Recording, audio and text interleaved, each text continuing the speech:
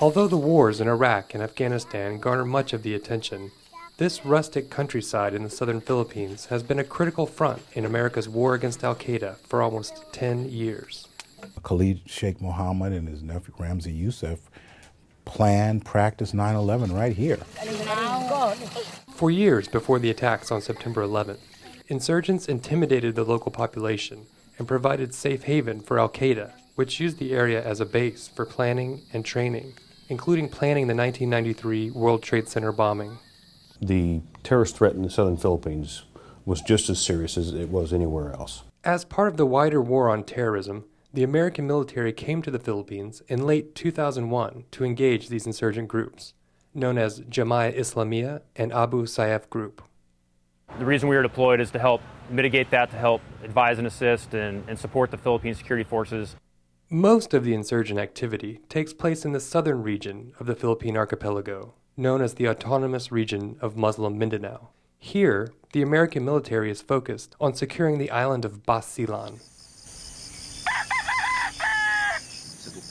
We can't accomplish anything here without the personal relationships we form with our counterparts, and trust is everything down here. The ability to work side by side with them, to live with them in their camps and support them on a daily basis is key. We can't just show up as foreigners here and expect, from day one that they're going to trust and listen to us and seek our guidance or request our support. According to the Philippine Constitution and the Visiting Forces Agreement, U.S. Special Forces cannot engage in direct combat. They describe their role as advising and assisting the Filipino Army, providing training, equipment upgrades, medical care, mission planning, and intelligence. In the end, that's a good thing because we're going to eventually not be here at some point in time, and the Filipinos are going to be the ones that have to continue to carry out and keep this environment safe. They're a capable force. They definitely are lacking in some sophisticated capabilities and current technology. The Americans have helped us much, especially the combat casualty cares on the seminars on their troops. So that's a big help for us.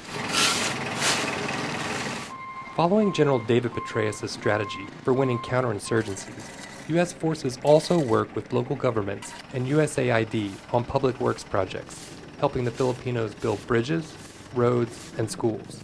They even provide medical, dental, and veterinary care to the local population. An insurgency-affected area is normally poor. And if development comes in, insurgency naturally runs away.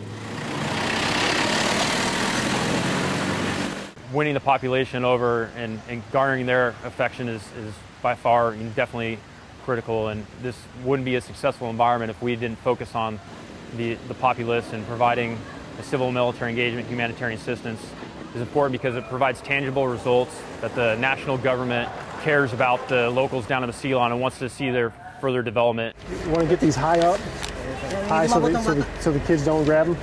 It's been a long campaign, but the military commanders are pleased with their progress. They say the insurgency has been severely diminished, and the Philippine Army is working well with the local population. And the cost of the mission has been remarkably low.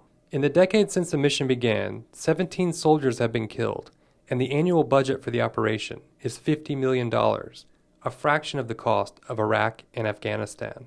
American officials point to the policy of working through the existing government as a key to this success.